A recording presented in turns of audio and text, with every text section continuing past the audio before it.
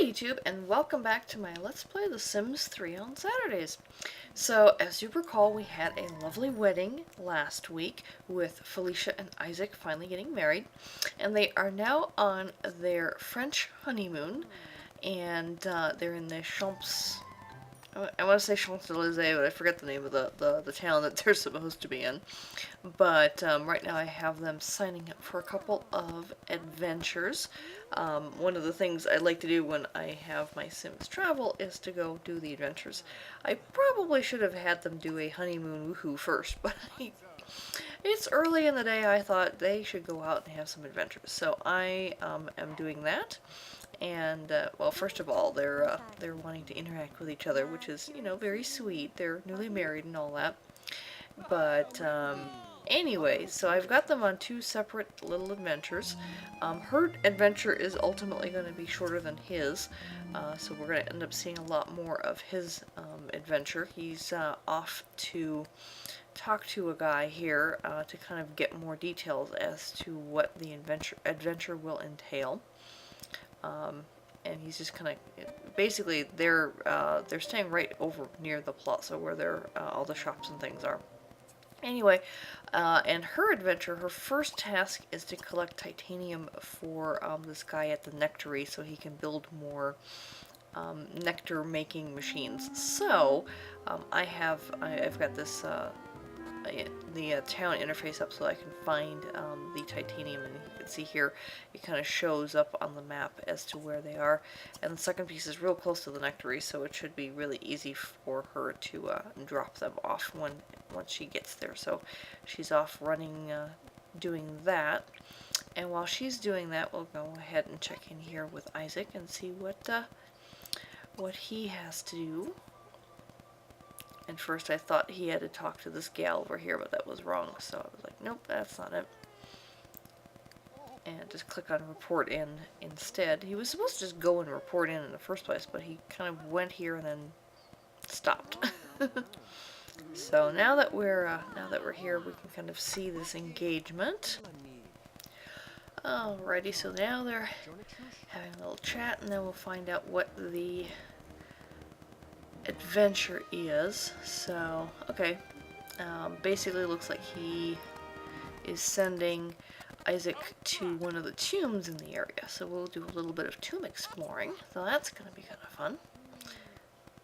Alright, and now we're gonna check in and see what Felicia's up to. She's collected her titanium, and she's now delivering that to the person who requested that from her.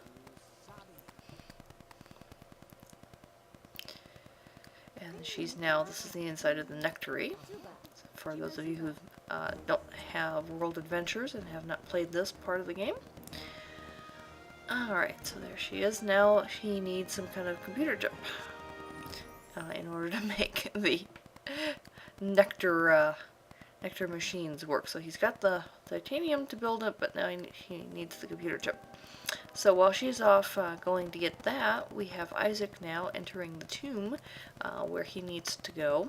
He's basically looking for a mysterious object, and he has to go find it by fishing around in a hole in the floor. But here I'm just kind of looking around this entire room. He collected a piece of titanium himself as a piece of treasure, and in order for him to get further into the tomb, first he has to clear away this rubble. I love how he picks his butt right then. I think they're trying to make this game a little too realistic. We don't need to see butt picking. Alright, so we almost got this rubble cleared away now. And next he has to inspect the wall. It's one of these kind of hidden walls or hidden doors, and in order to open them you just kind of tell your sim to inspect it, and then they just kind of play around touching the wall, looking at it until all of a sudden it magically opens.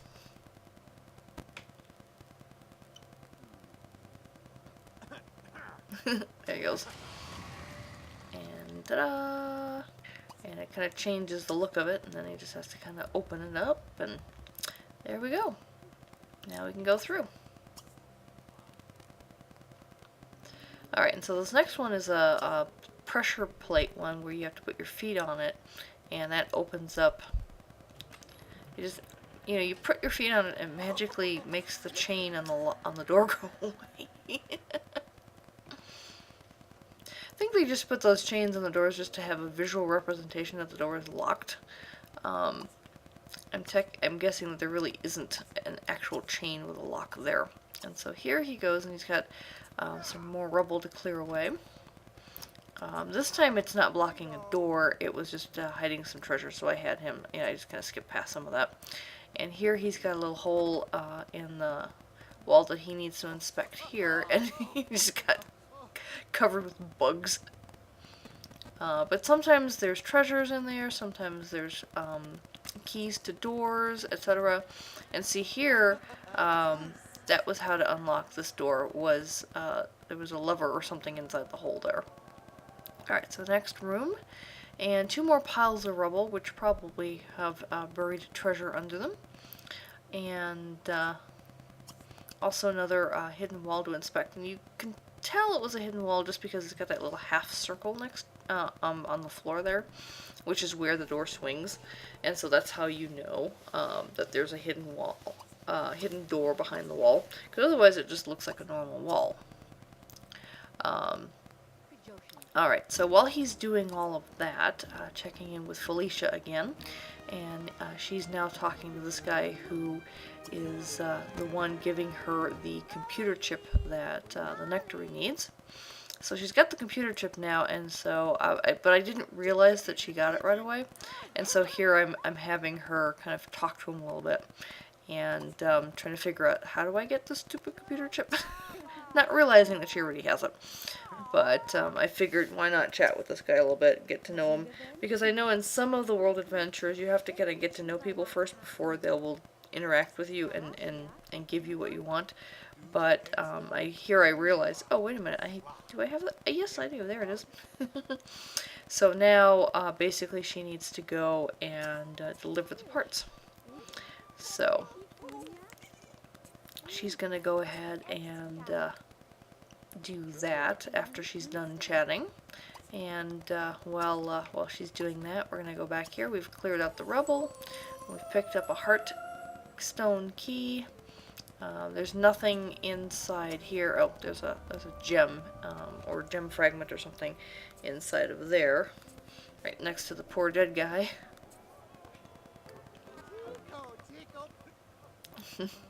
And he's happy about finding the gem.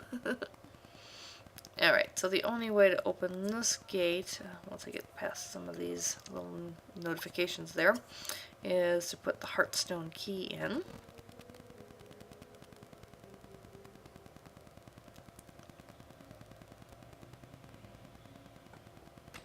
There we go. And now we can get into the next room.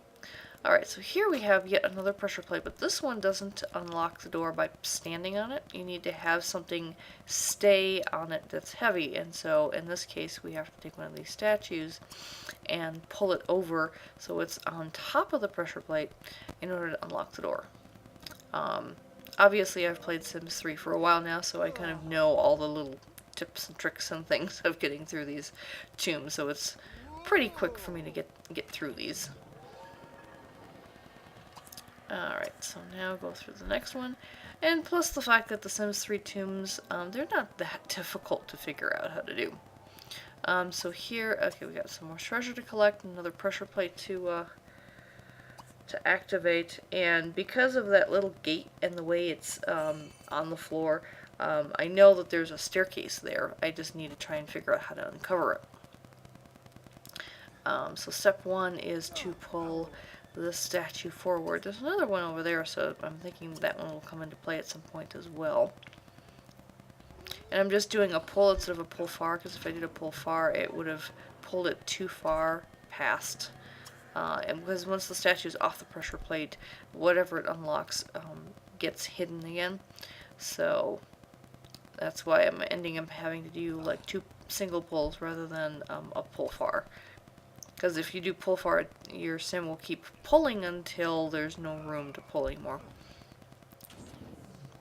Alright, so that unlocks a foot pressure plate that he has to kind of hop onto, and there's our staircase.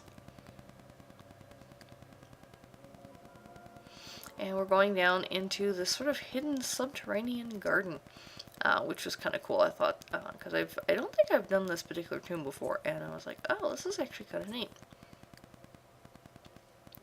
Oh yes, he's got a food morsel, so I'm having him have that to eat. And more treasure to collect. Yet another poor dead sim on the floor here. And it's interesting because usually in The Sims, when Sims die, they leave behind a grave marker and not a skeleton. But I guess within tombs, you kind of have to, like, just kind of figure out that, you know, there's a skeleton there and everything. And I'm sure you noticed that there was a inspection hole in the floor in that room, but that ultimately did not end up being the right one to find the treasure that we're looking for the adventure that we're on. So now he's kind of going through this maze, doing a variety of things. He's got another heartstone lock to pick up here, and he's got a vase to pick up, and you can see I've got a whole bunch of things lined up for him to kind of work on. So that took quite a while for him to do. So while he's doing that, once again check in on Felicia. She's now finally dropping off that computer chip that she picked up.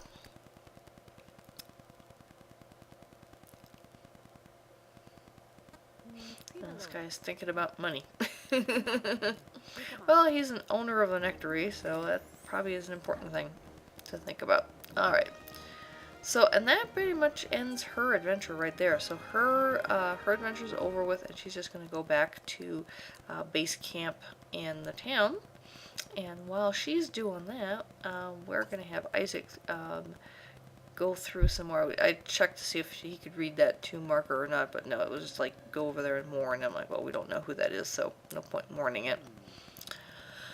Alright, so he's once again doing some more wall inspections. I'll see if there's anything interesting behind this door. And this particular room has like 3 or 4 different hidden rooms to inspect. So here's one. I'm going to go ahead and open that one. See what's in here. Oh, there's more treasure. Some more titanium and a whole bunch more of the ancient coins. And the ancient coins really aren't worth anything. You can't trade them in for simoleons or anything like that, but they are useful when you're on world adventures. I think they help you get visa points or something like that, so that you can have longer vacations and that kind of thing. So there's a number of uses when you're doing the world adventures for those coins, but those are the only things that they're valuable for. So here I'm going to have him uncover this. Looks like there's a treasure box there, and there's another hole in the floor there that he can look at. So there's a number of things that he can be working on. And there's yet another secret door there. That's where the heartstone goes. But you know, one thing at a time. And the thing is that this entire adventure takes a little bit longer just because it's got a hedge maze in it, and so he's got to run around through everything first. And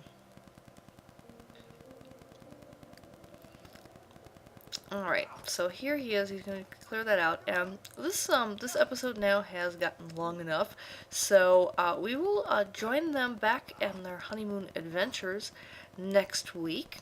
But thanks for joining me this week, and until next time, bye-bye.